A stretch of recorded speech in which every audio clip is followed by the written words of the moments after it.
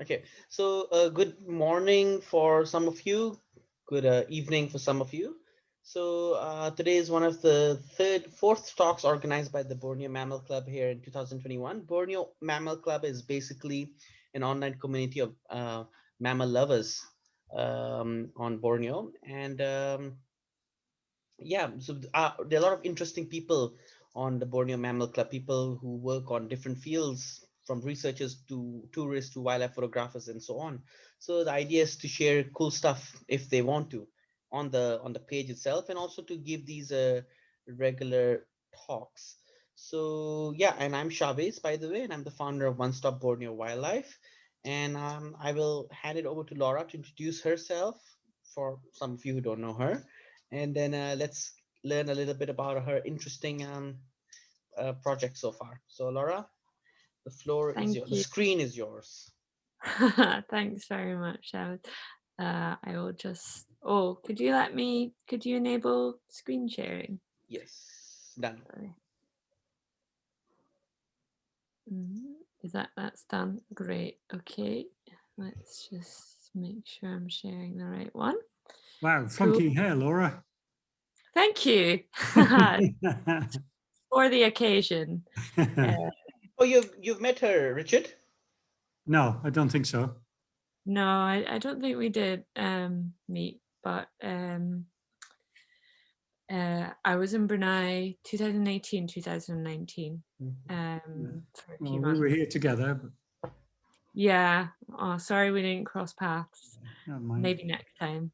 Yeah. Um, but yeah, thank you. I'm going to talk along with Chavez a bit about the mammals of Teraja. So thanks all for joining us. And just for those of you who don't know me, I'm a final year PhD researcher at Newcastle University. So there I'm supervised by Marion Pfeiffer and Phil McGowan. And at UBD, Graf and Ferry Slick were my supervisors. Um, and I'm sure you all know Chavez, but here's your slide if you Yeah. wanted. So yeah, my name is Chavez, and I actually grew up in Brunei, and Taraja is actually my first love, I would say. And I used to visit there all the time with, well, myself, with my friends, and I've been there with Richard, with Bud Chapman. We do a lot of releases there as well in Taraja area. So yeah, and I'm based in Sabah now, in Tawau with Chun, and yeah, we live in a national park and do lots of conservation related activities, which we will discuss and share tomorrow. So yeah, that's just a little bit about myself. That's a pangolin which we have rescued and released recently. Thank you. No worries. Oh, how do I? Yeah, there we go. So before I talk specifically about Taraja, just a bit of background about my PhD research because that's how I found myself in the area. So the focus of my PhD is on the effects of roads on tropical biodiversity, and I'm investigating them in a couple of ways. So using meta-analysis of already existing data to look at comparing tropical regions and taxonomic groups to look at the effects of roads, and then also through some field research, so using camera traps to look at mammal and terrestrial bird communities along gradients of distance to roads. So I had fieldwork campaigns in Brunei and also in Gabon. Um, and yeah, I just want to thank Idea Wild and National Geographic who allowed me the funds to purchase the cameras I used in my research. Um, and so the reason behind the focus of my research is all to do with forest fragmentation. So we're at the stage where about 70% of forests are now within a kilometre of an edge, and we know that the majority of vertebrate species show a change in abundance in response to these edges, so increasing or decreasing in abundance compared to their sort of core habitat range. And at the moment, about 14% of these edges are caused by infrastructure, but it's thought that will increase as road networks increase across the world. And in particular in tropical regions, that's where a lot of large infrastructure projects are planned for the next 30 or so years. And the majority of research so far has been carried out in temperate regions, so in North America and Europe in particular. So that was sort of the background to how I find myself in Brunei in late 2018, early 2019.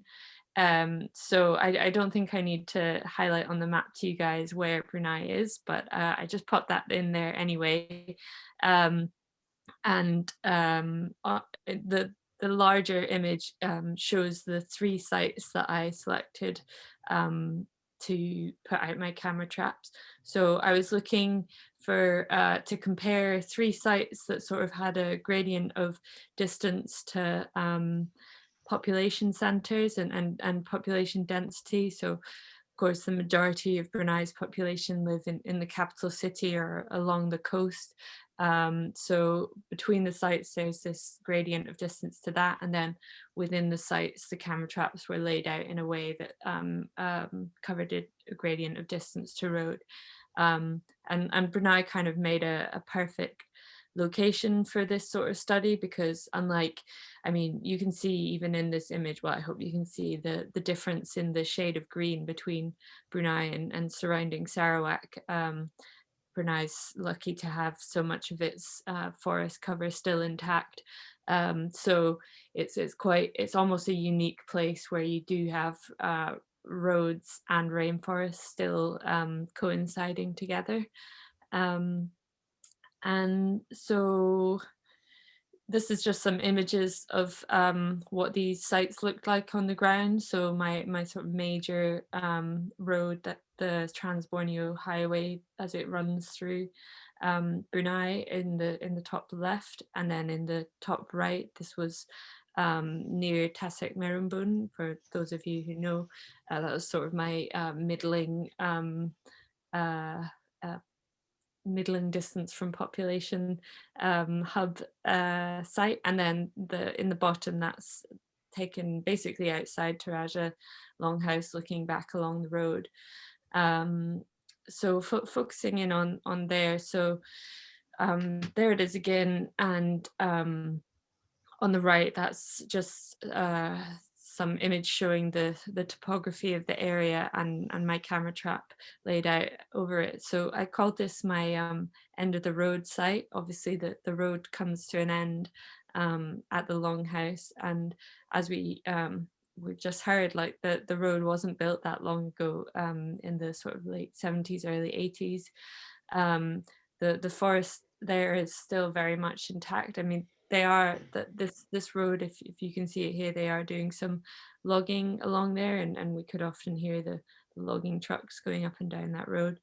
But the majority of the area we were working in, the forest there is still beautiful. And then of course there's the border with Sarawak. So I don't think that my camera traps were over the border. I think that's just an error of these shape files, but it's possible I sneakily, illegally crossed the border to put some camera traps out, but no one knows, so we'll just skip over that.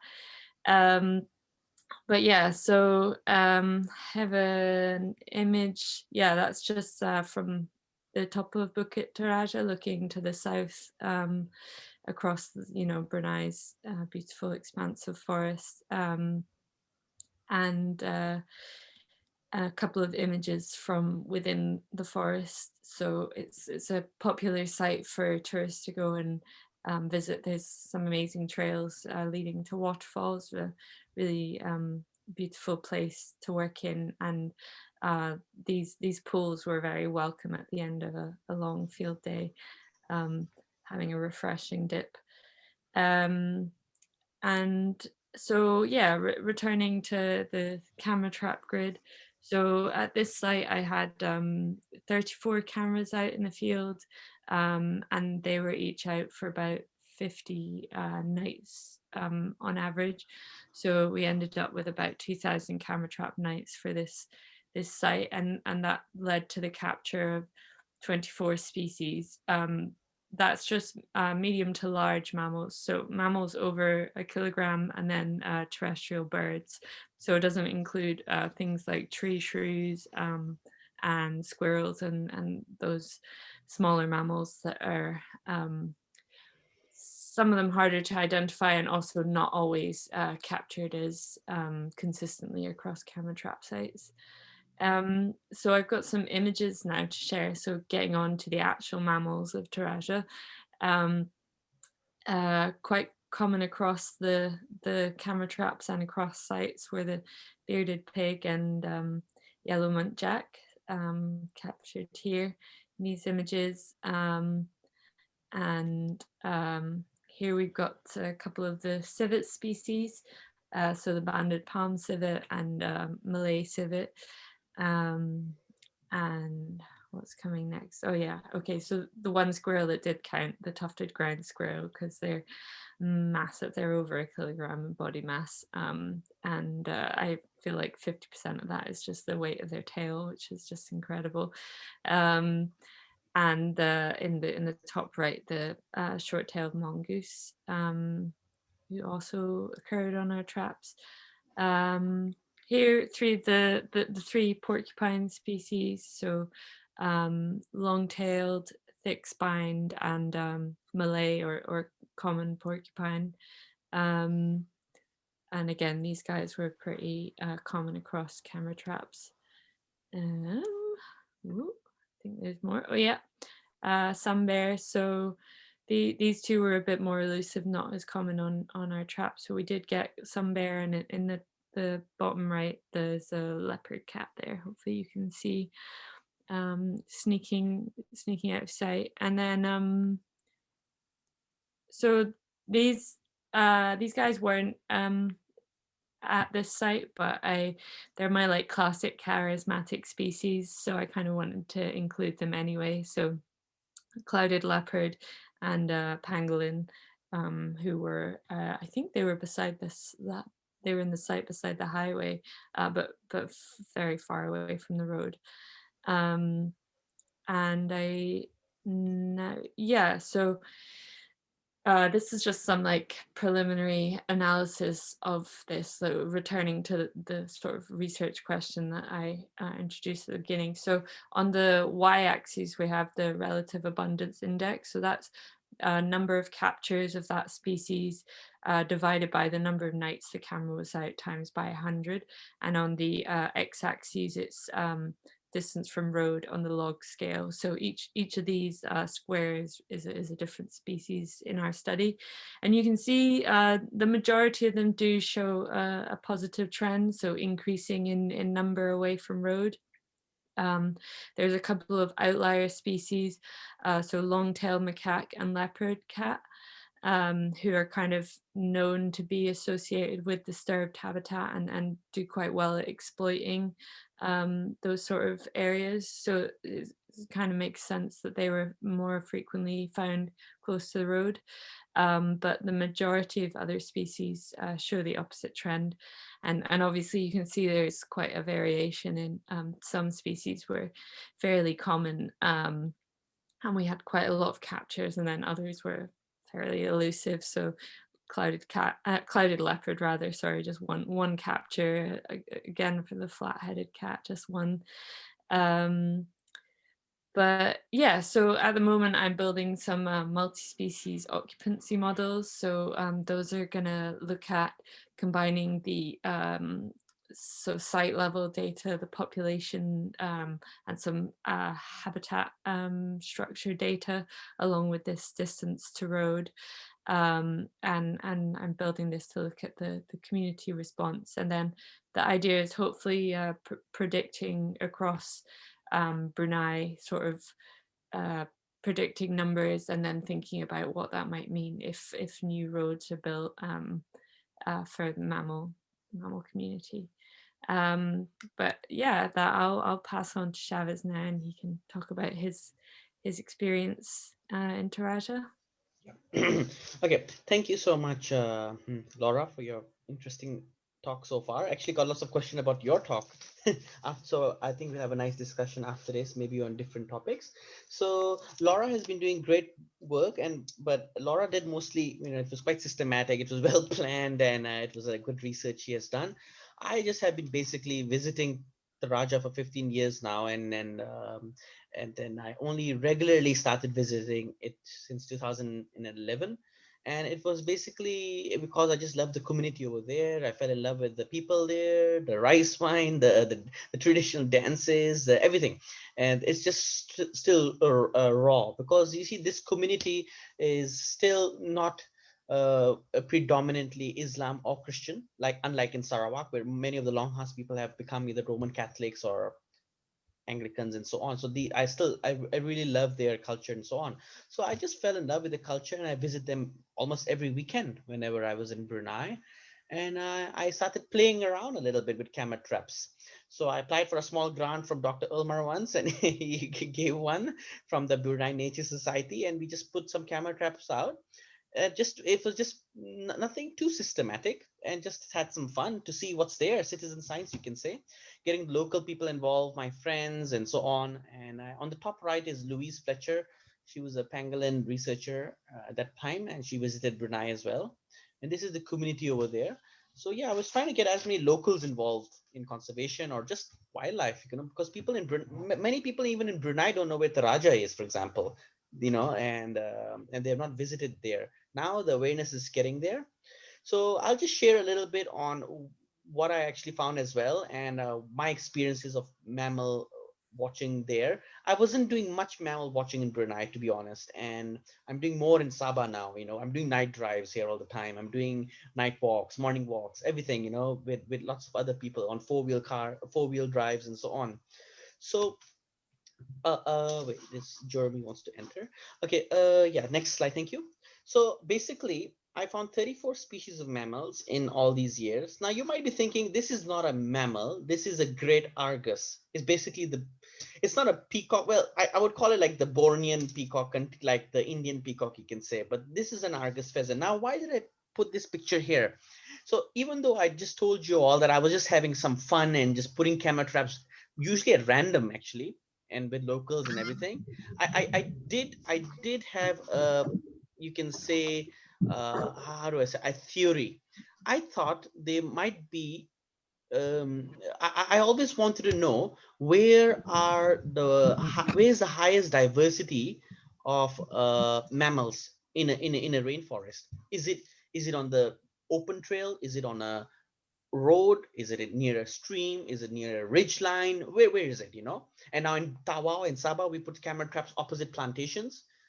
But I always had like a hinge, you can say, that Argus pheasant dancing grounds might have a lot of mammals. So this bird over here creates this dancing ground in the forest, usually near a ridge line, and yeah, on a ridge line usually nearby, and it's quite an open space. And I always thought maybe it's like a like a natural roundabout. If you actually go to a dancing ground, you will see a lot of other trails connecting to it. But it was just a guess, and I was just throwing in an idea. So I put some camera traps in Brunei, and I found out, wow, I did find a lot of interesting more finds I found on the dancing ground. And again, I thought maybe it's a fluke. So because again, I'm not doing anything systematic, right? So in Tawau, a few years down the line, with Chun and everyone else, we put more camera traps out. We put, like I said, in different microhabitats on stream edges, ridge lines, Argus pheasant dancing grounds again, forest edge with plantation, and so on. We did find out in the end the overall diversity, consistently it was uniform, that there were more mammals diversity and ground bird diversity at Argus dancing grounds. Now, why exactly, that is another point. We have not really gone into that part of the research here, but it was just, at least in Brunei the results were there, but I thought maybe it's a fluke. In Tawa, wow, it found out that maybe this is a fact. Some people said it could be the humidity, maybe it's different at the dancing ground. Yeah, we haven't checked it yet, but I still think it's like a mini roundabout. But again, I think we have to do more research on this. So yeah, 34 species found in my like what 6 7 years there, Laura found around 24 species perhaps. But in Tawau, we have found around 105 species of mammals. In Danum, there's 120. I wouldn't be surprised if you did thorough research on bats, on small rodents like rats and shrews and so on. I think the Raja could have easily 80 90 species of mammals, but I'm sure there's a long way to go. Could I have the next slide, please? Yeah, so similar finds to Laura. So I had a pangolin on the top left, tufted ground squirrel several times. It's perhaps the most magnificent squirrel in the world. That's what even Quentin Phillips has written in his book. And I'm just amazed at that squirrel. I've only seen it once in my life, and it was in Taraja, 2014 October. I won't forget the date. 8 o'clock in the morning. It was amazing, just going up and down. And I was like, "What is this squirrel I just saw?" I tried to explain to the longhouse people. Nobody knows. I went back. I tried to find. I'm like, "What did I see?" And then I think once I told Dr. Elmer about it in his office, and he was like, it could be a tufted ground squirrel. And I Googled it, and it was like, it was. And even the Iban people, the younger generation, have not seen it. Only the older headman said, I know what you saw. He told me what it is. So it was really cool. I love that squirrel. After that, I've never seen it again, even though I've spent 10 times more in the jungle now. But I regularly catch it on my camera traps. On the lower left, we have banded civet, porcupine, like Laura found out. We found all species of porcupines, the yellow muntjac as well. We also found the red muntjac. Next slide, please. Okay, we also, on the top left is a marble cat, big long tail. Actually, we have found clouded leopards in Taraja. I think I have found at least two different individuals, not two different photographs. I have maybe at least 10 photographs of clouded leopards with Taraja, but I think two are, because I think one is a male and one is a female, and they were different sites as well. And yeah, that is that is on our camera traps. That's a slow loris. I'm presumably it's a Philippine slow loris. And on the top right is a moon rat.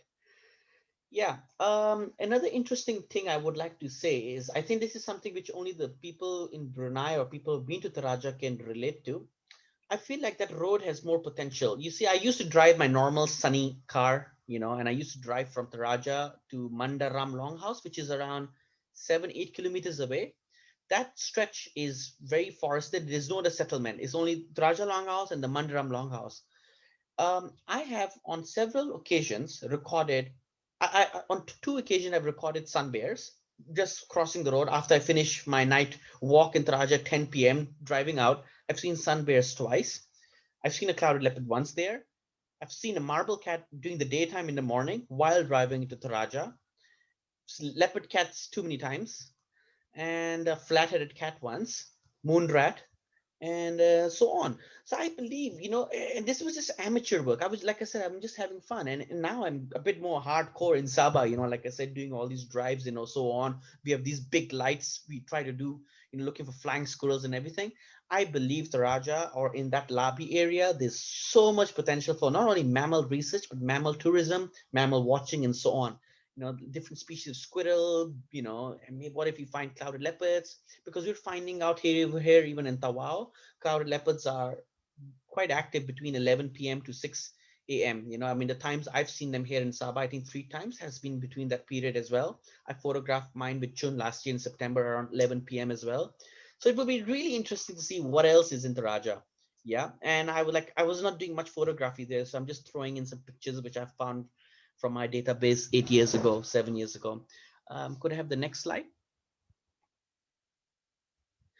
Okay, so I don't know if you can see my mouse, but anyways, maybe you can't see my mouse. Now, what I'm trying to show here is Taraja on the map. You can see on Brunei. Yeah, thanks, Laura. That's Taraja. That's basically where me and Laura and others who have been there, Dr. Elmar, Richard, and Jeremy, they've always been in that area, almost coming up to the border with Malaysia. Where maybe Laura thinks she might have put camera traps in Malaysia as well. Laura, could you put that in the cursor where you think? Yeah, okay, there. Yeah, basically that's along, I think if you follow the waterfall as well and so on in that area. So yeah, so there's a lot of cool stuff there. Apparently we have found now through Laura's work and our work, there's clouded leopards there, marble cats and so on. So what we did was, once I was in Sabah in 2017, 2018, 2019, we went to Marodi, Sarawak, which is, as you can see, just across the border. Actually, there's a longhouse just 4.5 kilometers across the border. So it looks like a big map actually, but actually the border is maybe 4.5 kilometers away or so. And Richard easily has, I think, even walked there into Marodi some time back. So yeah, so what we did was we went to the other side and we found out there's a lot of forest degradation, forest and deforestation and so on. But the moment we come closer to the Brunei border, there's one patch of forest left. This is where we have written proposed protected area. It's not protected at the moment. And we did a few walks over there. I found a marble cat and Argus pheasant on just normal walks. Hunting pressure is quite high. I know the people from Rudi are still entering Brunei and hunting animals out because there's nothing left in Sarawak. And just last year, there was a guy from Marodi, the longhouse, the guy who I was staying with in Marodi was jailed in Brunei because he trespassed and everything. So hunting pressure is there. So it would be good we are trying to propose to the government in Sarawak to have this proposed protected area perhaps become a new national reserve or national park. Because you see, this is perhaps the only patch of forest left in Marodi, Sarawak, and there's no other forest around it. It's only Labi, Teraja forest, and then if you look on the bigger map, Mulu National Park. So it would be quite good to have this particular area protected because I believe there's still wildlife there, and across the border there's good wildlife. So this is a future plan we have here from the Sarawak side, and hopefully in Brunei as well, we'll do some more work in the long run. But at the moment, there's some great work happening already. So I just wanted to share some of the cool findings I've had. And like I said, I've just done mostly citizen science, and I believe there's a lot of potential in Teraja and for mammal watching, for mammal research, and greater conservation work can be done. And Sungai Ingai, I think it's again, if you look on the map, I think it's connected maybe with the Raja Labi Forest as well, and I'm sure there's amazing wildlife there too. And so it's worth doing more work there, bringing more attention there, perhaps potentially in the long run. Yeah, this is all I just wanted to share what I've been doing. That maybe we can finish the slides now, Laura. I think we can show them picture. Yeah. So thank you. And this is a picture I took from the helipad in Taraja. And I think it's the best sunset I've ever had on Borneo, even until now. The best sunset. And you can see, you only see forests everywhere. You can even see Morodi a little bit there. So yeah, just wanted to share a bit of my findings. Laura, thank you so much for sharing your findings. And maybe we'll exit screen. And now maybe we'll have the floor open for people to ask any questions, any discussions. Laura, there's a question by Yokmoy in the chat group. I missed it. Is your study site located in the protected area of Taraja or outside it? So, as far as I'm aware, it's not officially protected. That is my understanding. So I don't know if anyone can back me up on that. Yes, I think it's protected, if I'm not mistaken either.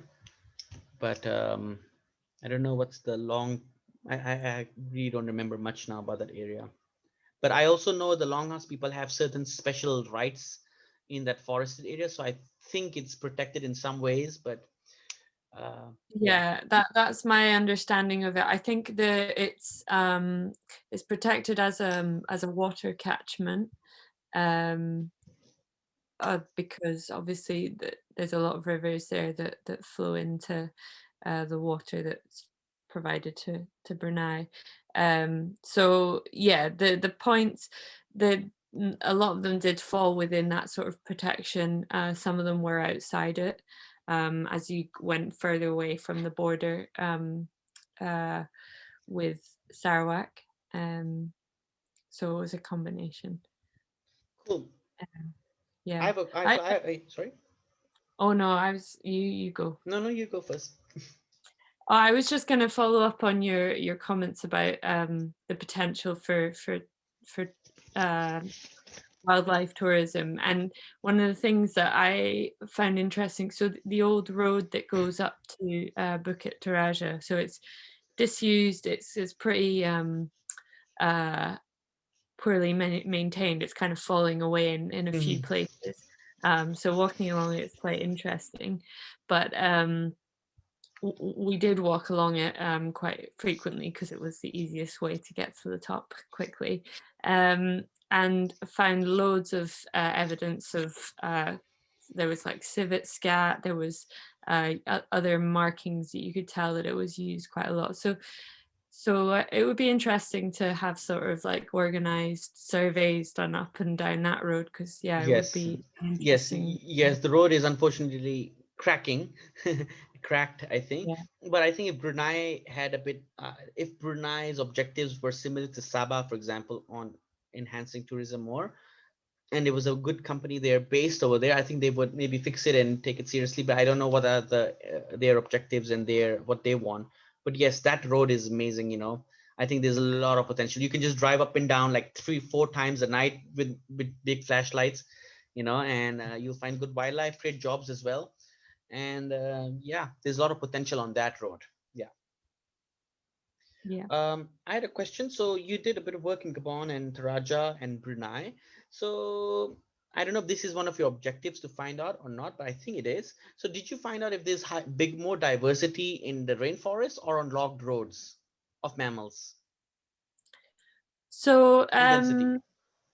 yeah, so I wasn't directly kind of so the area I worked in Gabon is um, a logging concession, and obviously in the areas I was working in Brunei, none of them were actively. I wasn't working around any active logging. Some of the areas, so I know in Andilau, for instance, was logged. Some of it in the 60s, I believe, was the last Hmm. time they did any. Um, but all of the areas that I was working in there still had good cover of sort of what you might call primary or big forest, Hmm. basically. Um, and that was kind of part of the idea. I didn't really want to in Brunei on its own. I didn't really want to try and compare too many things. So Hmm. all of the sites I wanted to still have fairly good forest cover. Um, and in terms of comparing between the sites, actually overall the diversity of mammals was fairly similar. So they all had around, I think, 24, 25, 27 or so species in total. So there wasn't that great a deal of comparison between the sites. There definitely is a trend of increasing abundance away from roads for most of the species. Um, and I think and the same is true in my site in Gabon. Actually, quite interestingly, there. So again, the forest there, it's a logging concession, but they do low intensity logging. The idea actually was to compare pre and post logging, because they were just about to do a round of a logging. So I did some camera trapping before, and then the idea was they were going to log. I was going to wait a period and then do some camera trapping afterwards. But unfortunately, as you mentioned, COVID-19 struck, and so that's not actually going to happen anymore. So I just have the pre-logging data, and again, there isn't much of a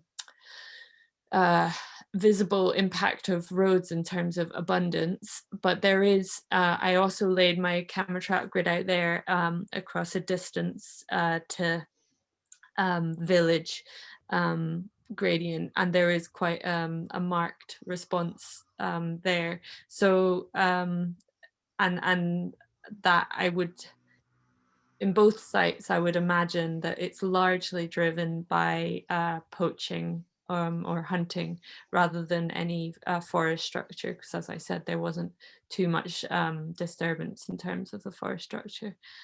Yeah, Yeah. so Because in Sabah, they found out that in on logged forest, um, the density of animals actually goes up sometimes, and diversity may not go up, though might go down. But that's why, I mean, a lot of mammal watching destinations like Dramakot, for example, in Sabah, or these places, even the Danum Road outside, is long, but at night mammal drives up and down looking for mammals, clouded leopards at night. That's where they do all these things. So it's just interesting to note.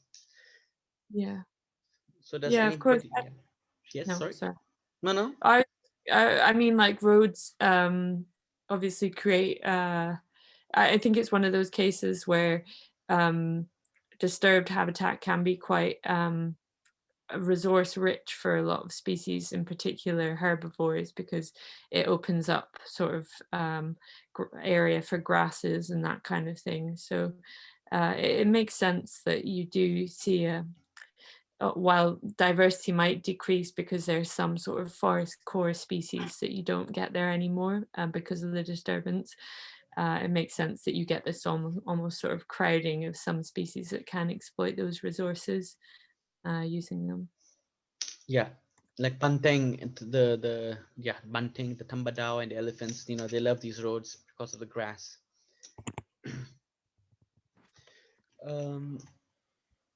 Anybody would like to ask a question or point out something?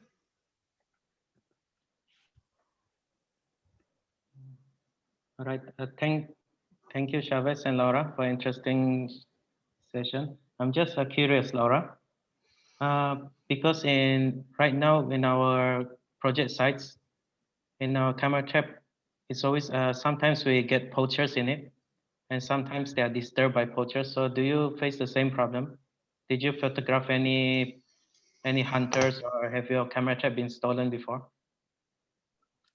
Yeah, thank you for your question, Chin. So I had one camera trap stolen that was beside the road, and it was fairly clearly stolen by people who were doing some poaching, because they had laid the classic snare lines right nearby. So whether they were destroying evidence of them doing that, or they just thought, well, maybe we can sell this or use this or whatever. And in terms of capturing images of people, I think at one of the camera traps we did have images of people walking past. It wasn't particularly evident that they were necessarily poaching because you couldn't see anything that they were carrying. We did have some images of domestic dogs running past, so often they can be used in poaching. But one of the things is a lot of my camera traps, so I did random placement, so a lot of my camera traps weren't on trails, which I think is part of the reason why I didn't have very many captures of cats in particular, because obviously they quite like using trails, and also possibly why I didn't have as many images of people, but worked out for me because my camera traps weren't stolen. But yeah, it can be a big problem. I'm sorry to hear you're having them interfered with. Yeah, so I think it's a good decision to put it out of the trail. How did you choose which location to put, or did you use any randomized coordinates? Yeah, so I generated a grid of points using some GIS software, and sort of selected them so they were roughly equally spaced in distance to road. And then it was a case of I said, okay, the camera trap needs to be within around 30 meters of that point, that randomly generated point. In some cases that wasn't possible because it turned out the point was like off the edge of a cliff, and there was no way we were gonna jump off the edge of a cliff to put a camera trap out. But yeah, it was random. But it's a good thing that no one else used the trail the temporary trail you made to the camera traps. Yeah. We quite often didn't actually cut much of a trail because we found that cutting trails slowed us down a lot. So unless we knew that we were definitely going to be using that route frequently, then we just sort of used our GPS and went for it and found the least least cost path, let's say. Yeah, that's interesting. Thank you. No worries. Anybody else would like to say something?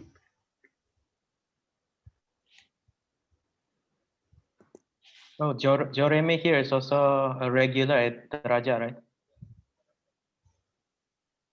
It's a regular everywhere now.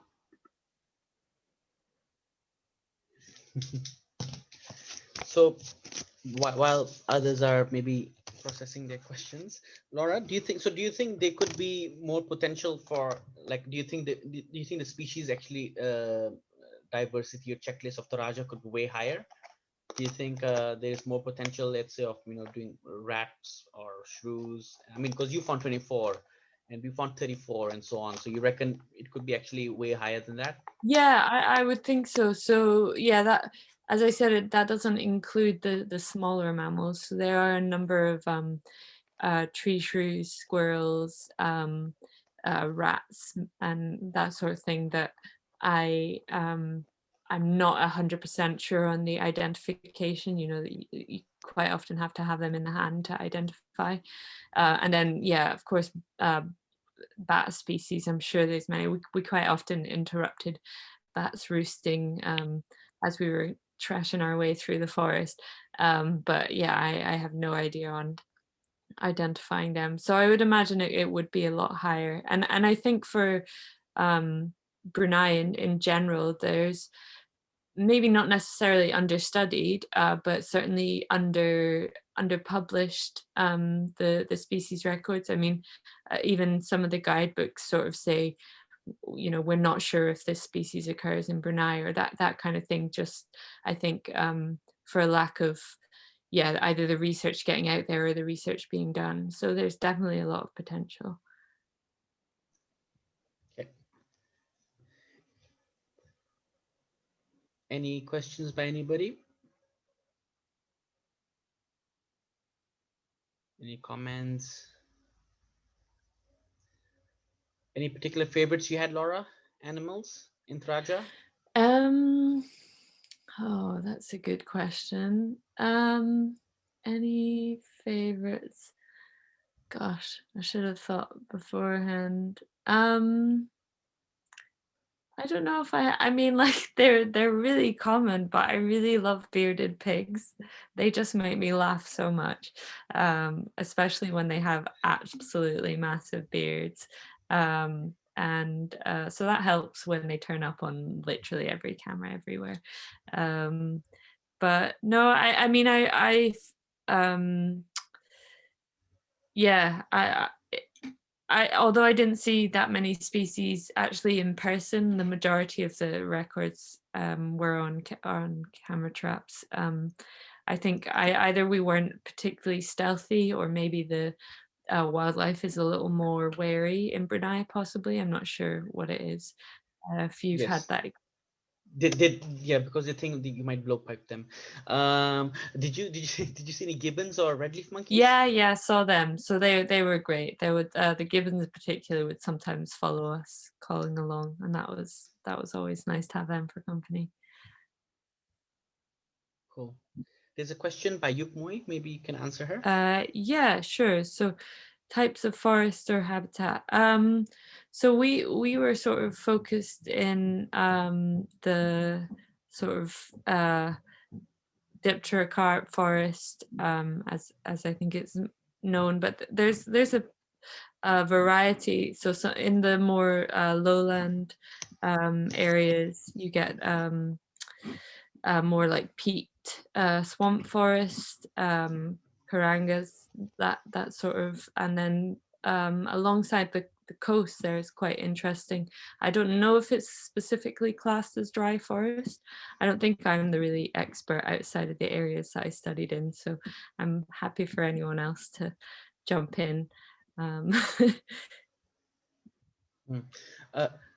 Dr. Elmar, do you know if how many bat species are found in Taraja area, or small mammals, through either your colleagues, or do you know roughly? I don't have the number for Teraja, but it could be looked up. Dr. Umar, I think you will know the answer to the question on the type of forest of Teraja. I think it's a lowland mixed dipterocarp Hmm. for sure. Yeah. Are there heath forests there as well? The heath forest is a little off. It's further south. So heath forest forms after the uplifting of the beaches. So So it'll be very close to coastal areas. that's where you Then do your best. the Teraja is more inland, so it'll be the traditional lowland dipterocarp. Hmm.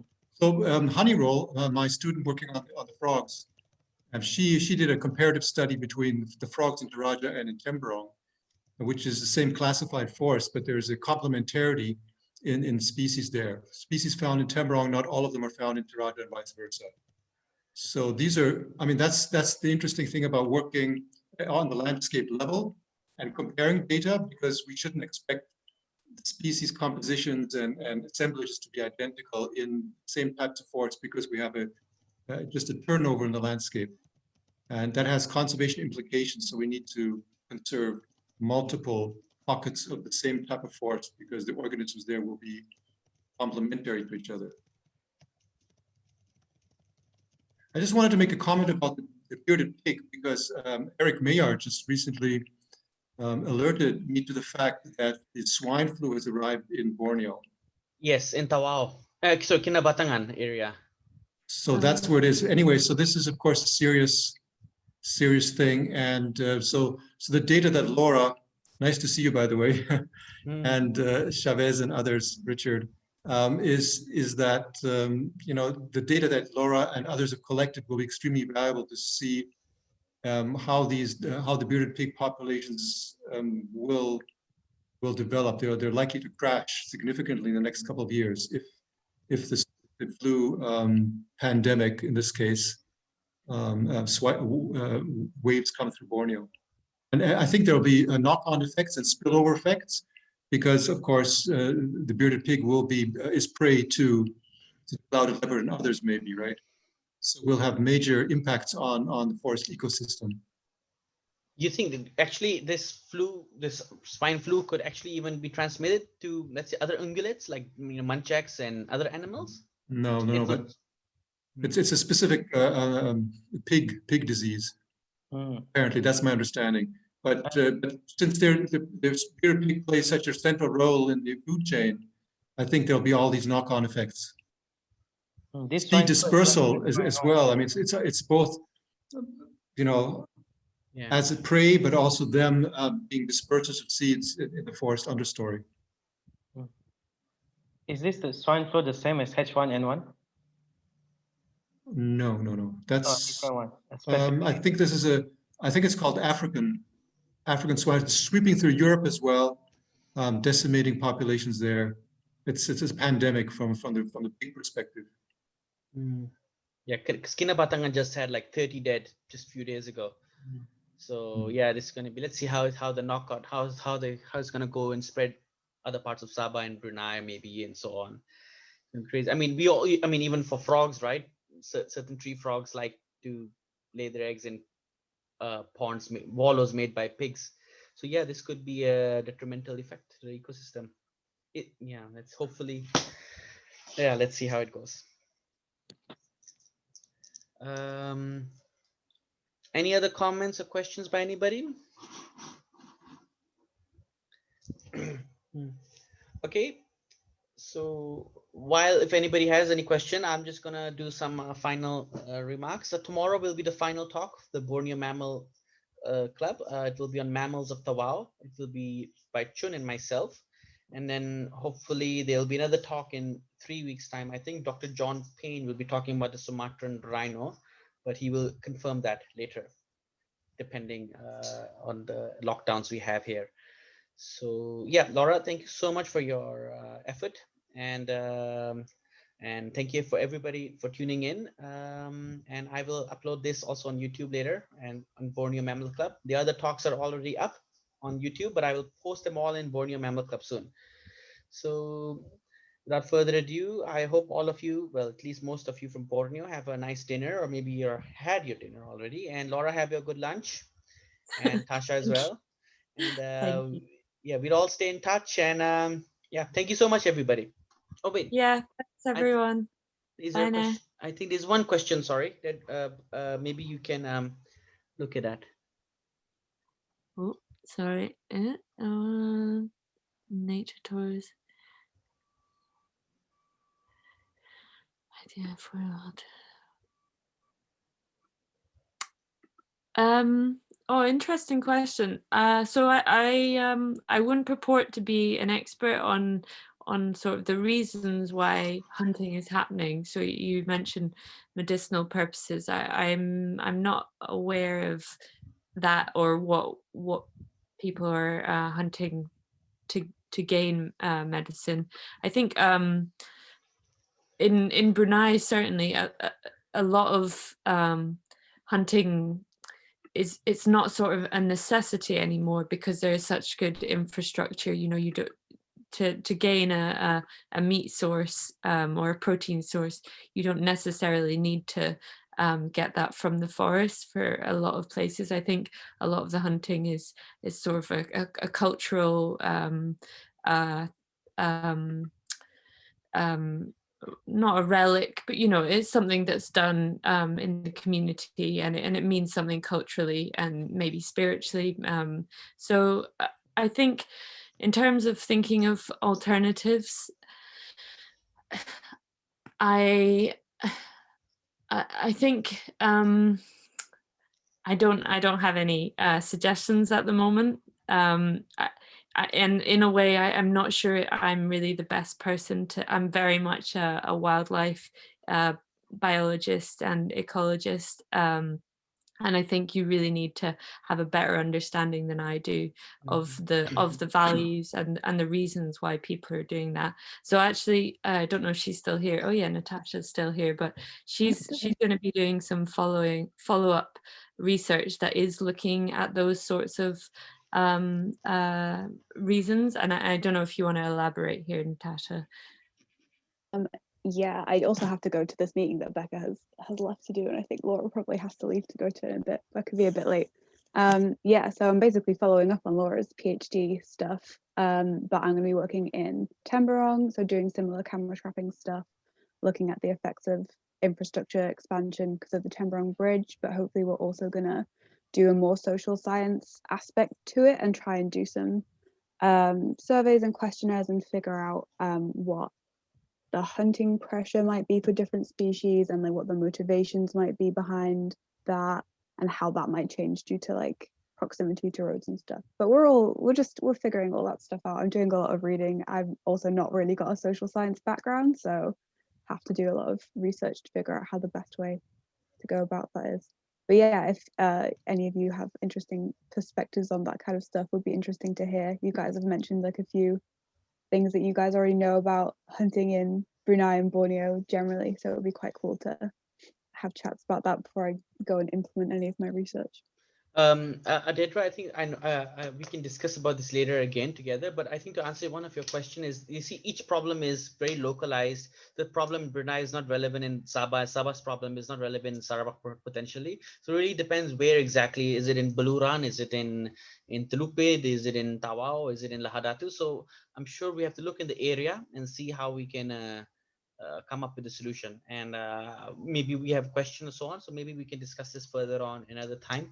And we'll be meeting each other soon as well, hopefully.